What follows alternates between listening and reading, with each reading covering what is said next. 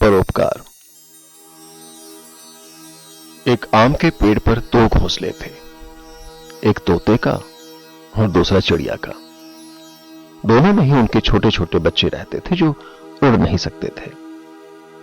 पेड़ पर ऊपर के भाग में चिड़िया अपने दो बच्चों के साथ रहती थी।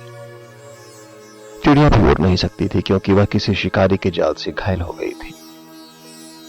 तोता अपने 3 बच्चों के साथ रहता था और उसका घोंसला चिड़िया के घोंसले से नीचे था।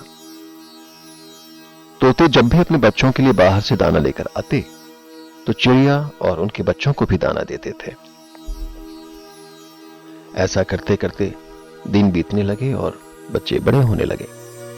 एक दिन जब तोता दाना लेने गया हुआ था तो एक बिल्ली आई और पेड़ पर चढ़ने लगी। यह सब चिड़िया देख रही थी।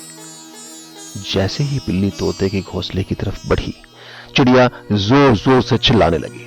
उसके चहचहाने की आवाज सुनकर आसपास के भी पक्षी आ गए।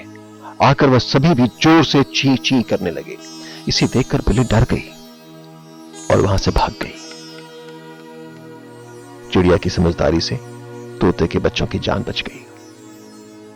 इस कहानी से हमको सीख मिलती है कि आपस में मिलजुल कर रहना चाहिए और एक दूसरे की मदद करनी चाहिए।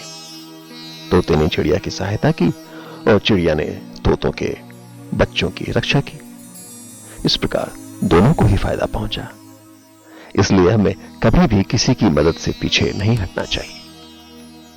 शब्दार्थ: परोपकार यानी दूसरों की मदद करना, रक्षा यानी परेशानी से बचाना।